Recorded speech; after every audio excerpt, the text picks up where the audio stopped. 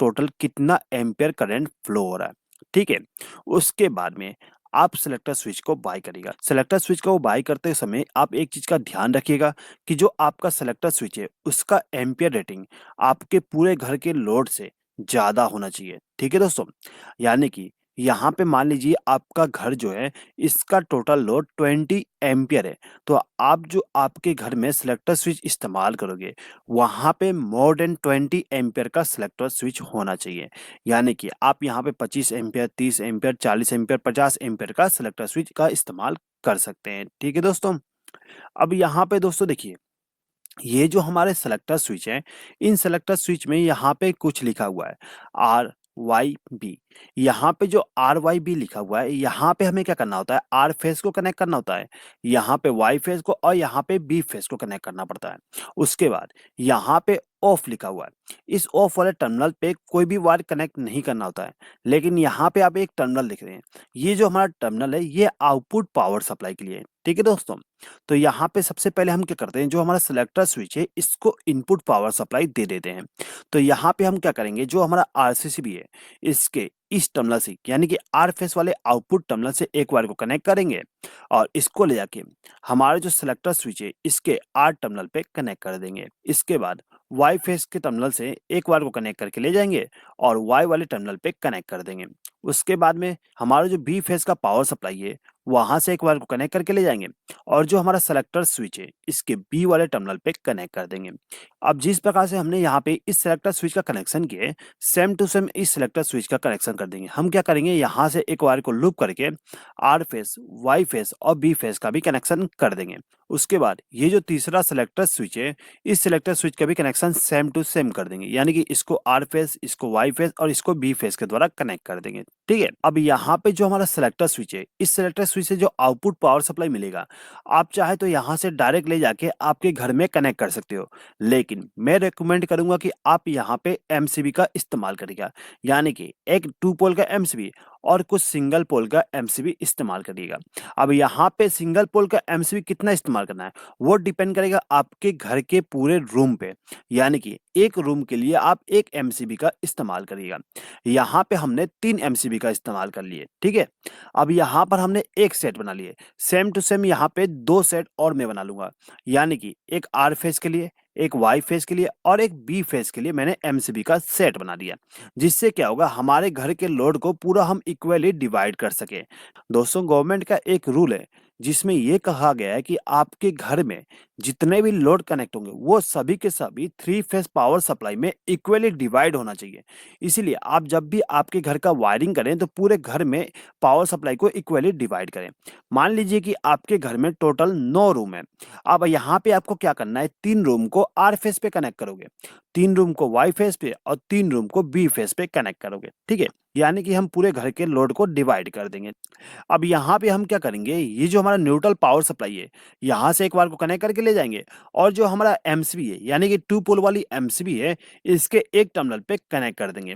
अब ये जो हमारा दूसरा एमसीबी है 2 पोल वाली, इसको भी हम न्यूट्रल पावर सप्लाई यहाँ से ले जाके कनेक्ट कर देंगे। इसी प्रकार से इसको भी न्यूट्रल पावर सप्लाई दे देंगे। अब यहाँ पे जो हमारा एमसीबी है इसको फेस सप्लाई भी देना है, तो फेस सप्लाई के लिए हम क्या करेंगे, जो हमारा सेलेक्टर स्विच है, इस सेलेक्टर स्विच का जो आउटपुट टर्मिनल है यानी कि ये वाला टर्मिनल, इसमें से एक वायर को कनेक्ट करेंगे और इसको ले जाके एमसीबी के एक टर्मिनल पे कनेक्ट कर देंगे। यानी कि इस एमसीबी को हम फेस सप्लाई और न्यूट्रल सप्लाई दे दिए। इसी प्रकार से इस एमसीबी को भी हम फेस सप्लाई के द्वारा कनेक्ट कर देंगे। तो यहाँ से हमने एक वायर को कनेक्ट करके ले गए और इस एमसीबी को फेस सप्लाई दे दिए।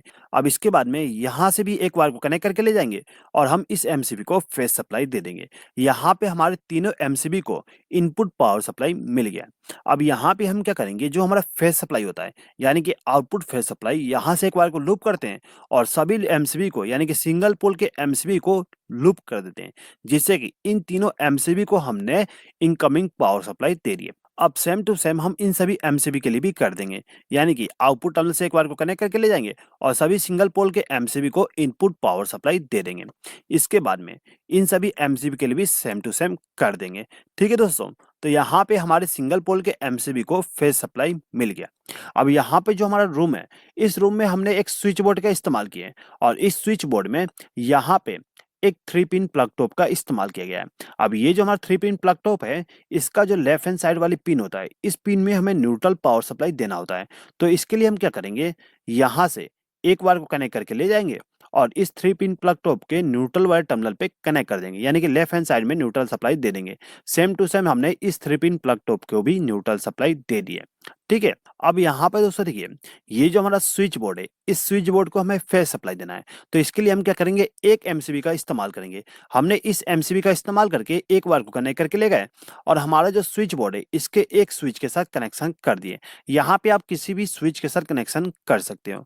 अब यहाँ पे हमने इस स्विच को इनकमिंग पावर सप्लाई दे दी है। इन दोनों स्विच को भी हमें इनकमिंग पावर सप्लाई देना है। तो इसके लिए हम क्या करेंगे, यहाँ से एक वायर को लूप करके इन दोनों स्विच को भी इनकमिंग पावर सप्लाई दे देंगे। ठीक है दोस्तों? अब यहाँ पे देखिए, ये जो हमारा सॉकेट है, इस सॉकेट को कंट्रोल करने के लिए हम इस स्विच का इस्तेमाल करेंगे। तो हम क्या करेंगे, इसके आउटपुट टर्मिनल से, यानी कि इस स्विच के आउटपुट टर्मिनल से यहाँ से वायर को कनेक्ट करके ले जाएंगे और इस सॉकेट को फेज सप्लाई दे देंगे। अब यहाँ पे देखिए दोस्तों, ये जो हमारा बल्ब है, यानी कि एलईडी बल्ब है, इस एलईडी बल्ब को कंट्रोल करने के लिए हम इस स्विच का इस्तेमाल करेंगे। तो ये जो हमारा स्विच है, इस स्विच से एक वायर को कनेक्ट करेंगे और इसको ले जाके हमारे एलईडी बल्ब को फेज सप्लाई दे देंगे। अब यहाँ पे जो हमारा ये वाली फैन है, इस फैन को कंट्रोल करने के लिए हम इस स्विच का इस्तेमाल करेंगे। अब ये जो हमारा स्विच है, यहाँ से डायरेक्ट वायर को ले जाके हमारे फैन को नहीं देते, क्योंकि इसके बीच में हम एक रेगुलेटर का इस्तेमाल करते हैं और रेगुलेटर के द्वारा हम फैन के स्पीड को कंट्रोल करते हैं।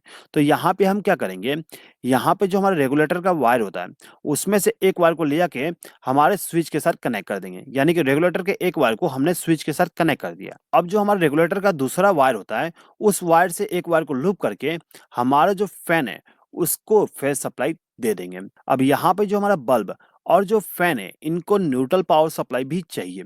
तो हम क्या करेंगे, यहाँ पे एक वायर को लूप करके ले जाएंगे और जो हमारा फैन है, इसको न्यूट्रल पावर सप्लाई दे देंगे और यहाँ से एक वायर को लूप करके हमारे एलईडी बल्ब को भी न्यूट्रल सप्लाई दे देंगे। अब ये जो हमारा पावर सॉकेट है, इस पावर सॉकेट को हम इसी पावर सप्लाई के द्वारा कनेक्ट नहीं करेंगे।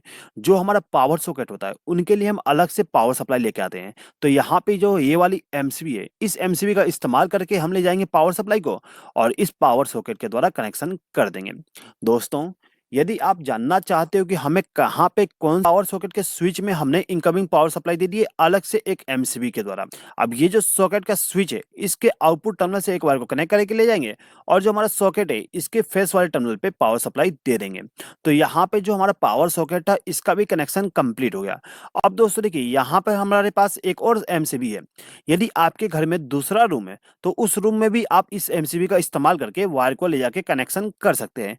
यहाँ पे मैं आपको केवल एक रूम का कनेक्शन करके दिखाया हूँ। तो यहाँ पे ये वाले एमसीबी को हम इस पेयर में छोड़ देते हैं। ठीक है? अब दोस्तों देखिए, यहाँ पे जो हमारा पावर सॉकेट है, इन पावर सॉकेट में एक मोटा वाला पिन भी होता है, ये वाली।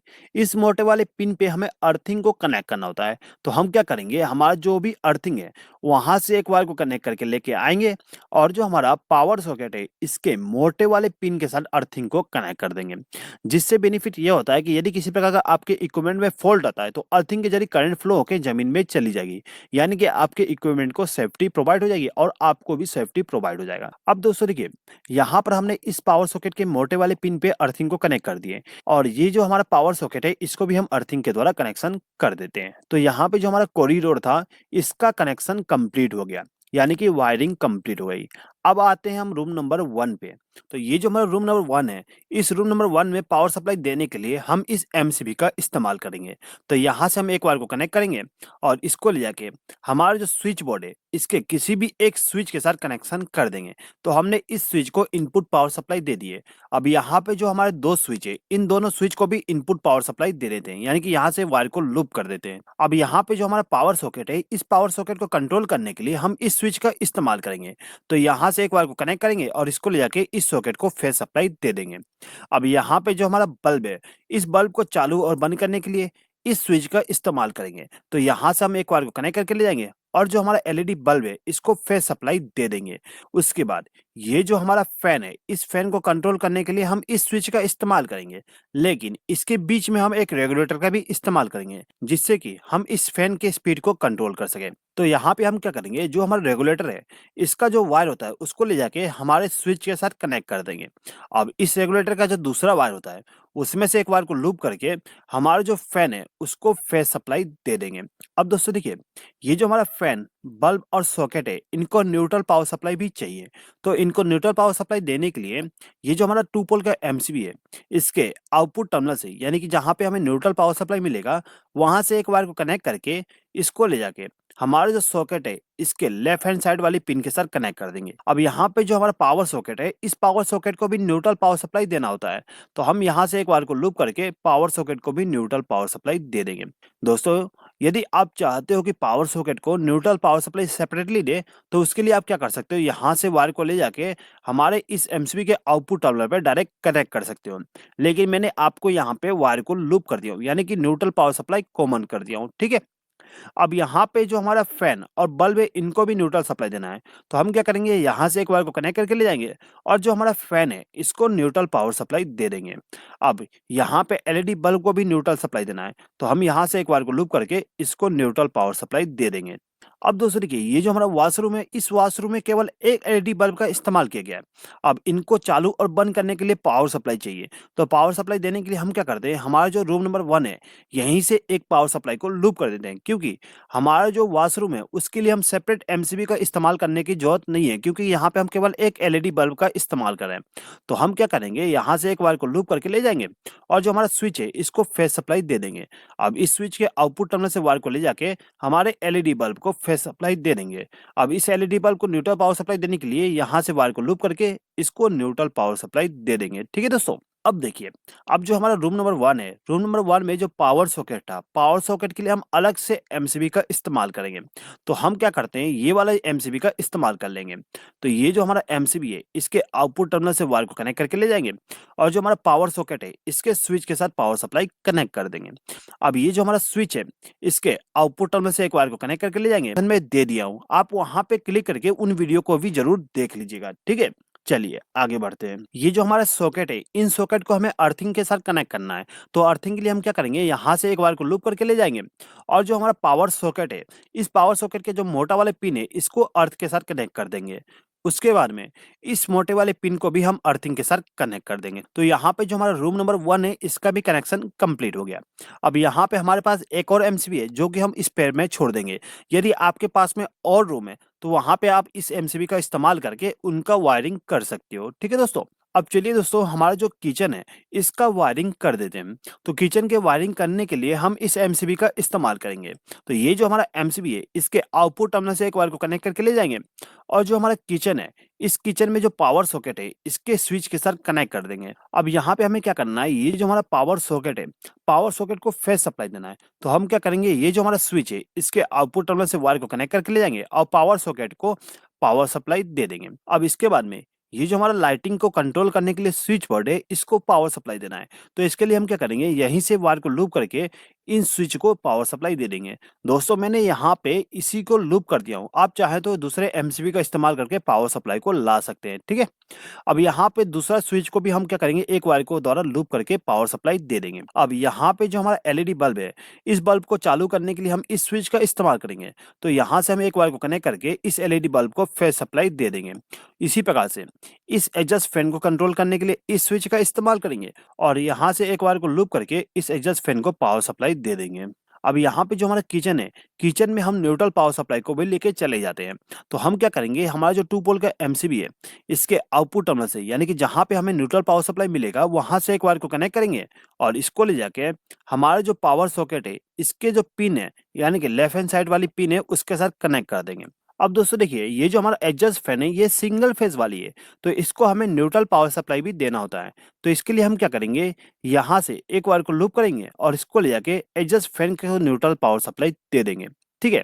अब यहाँ पे जो हमारा एलईडी बल्ब है, इसको भी न्यूट्रल पावर सप्लाई देना है। तो इसके लिए हम क्या करेंगे, यहाँ से एक बार को लूप करके एलईडी बल्ब को न्यूट्रल पावर सप्लाई दे देंगे। तो यहाँ पे जो हमारा किचन था, इसका वायरिंग कंप्लीट हो गया। अब आते हैं रूम नंबर 2 का वायरिंग के लिए। तो ये जो हमारा रूम नंबर 2 है, इसके वायरिंग करने के लिए हम इस एमसीबी का इस्तेमाल करेंगे। तो ये जो हमारा एमसीबी है, इसमें से एक वायर को कनेक्ट करेंगे और इसको ले आके हमारा जो स्विच बोर्ड है, इसके किसी भी एक स्विच के साथ कनेक्ट कर देंगे।